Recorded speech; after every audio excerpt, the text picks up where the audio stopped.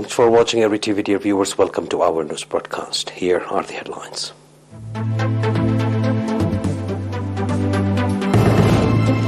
Contribution of maternity waiting homes in Northern Eritrea region. Training on social science to youth in Southern region.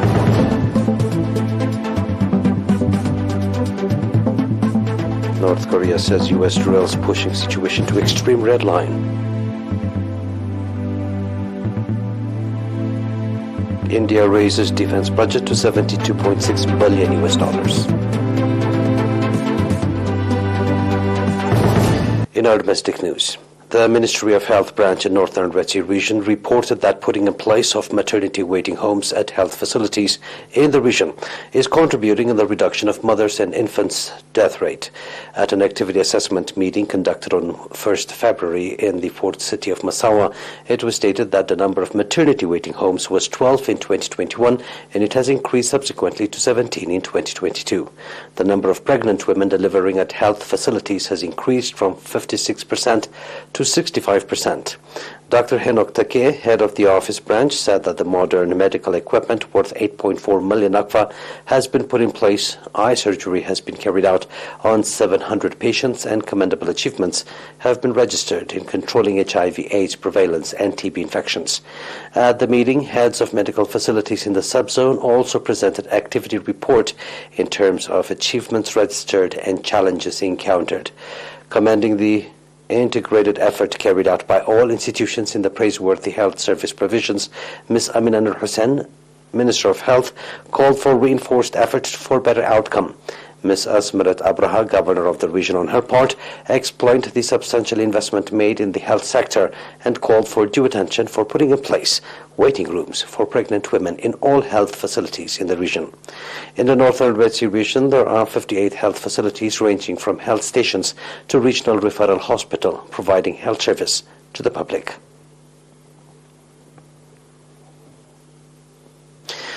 The National Union of Eritrean Youth and Students organized social science training program to 347 youth from 22 high schools in 12 administrative districts of the region.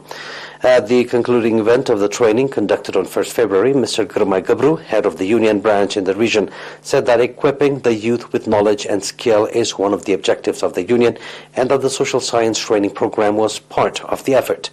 The training program included history and objectives of the National Union of Eritrean Youth and Students, nation building and nationalism, national charter, concept of politics and ideology, youth and national service, youth and economy, information technology, as well as environmental protection and psychology.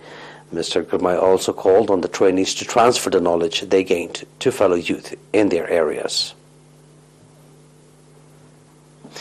At a meeting, the administrator of San'afa subzone, Mr. Idris Ali, conducted with the public representatives and heads of line ministries in the region, commended the strong participation of the residents of the subzone in the implementation of the charted out development programs.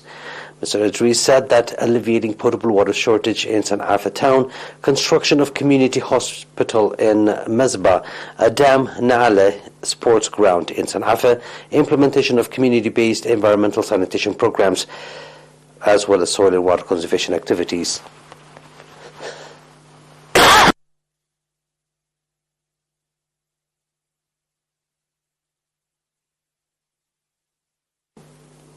Mr. Idris also explained on the efforts conducted regarding livestock vaccination program, distribution of improved potato and wheat to farmers, community-based reforestation activities, as well as tax collection.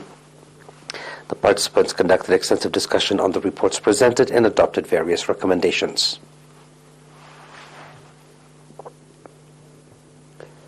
That was our domestic news. Please stay tuned for the international news right after the short break.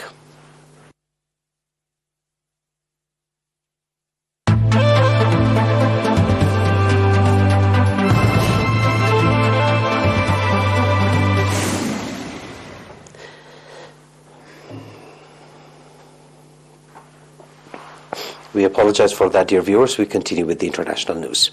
North Korea has condemned South Korea and the United States over their joint military exercises, saying the drills have pushed the situation on the Korean Peninsula to an extreme red line and have threatened to turn the region into a huge war arsenal and a more critical war zone. The North Korean statement issued today also threatened the toughest response and said Pyongyang was not interested in dialogue as long as Washington pursued what it called hostile policies. The warning from Pyongyang came days after the U.S. Defense Secretary Lloyd Austin visited Seoul and pledged to increase Washington's deployment of advanced military assets to the Korean Peninsula, including fighter jets and aircraft carriers, as it strengthens joint training and operational planning with South Korea. North Korea for decades has described the U.S.'s combined military exercises with South Korea as rehearsals for a potential invasion, although the allies have described those drills as defensive. India proposed on Wednesday $72.6 billion in defense spending for the 2023 to 24 financial year, 13% up from previous period's initial estimates. Finance Minister Nirmala Sitharaman allocated defense capital outlays, an expenditure that would include new weapons, aircraft, warships and other military hardware, as she unveiled nearly $550 billion of total federal spending in the annual budget for 2023 to 24, starting in April. In the past few years, Prime Minister Narendra Modi has ramped up spending to modernize the military while underlining his government's commitment to boosting domestic production to supply forces deployed along two contiguous borders. The total Indian defense budget, estimated at about 2% of GDP, is still lower than China's $230 billion in allocation for 2022, which New Delhi sees as posing a threat to neighbors, including India and Japan. Please stay tuned now for a recap of tonight's headlines.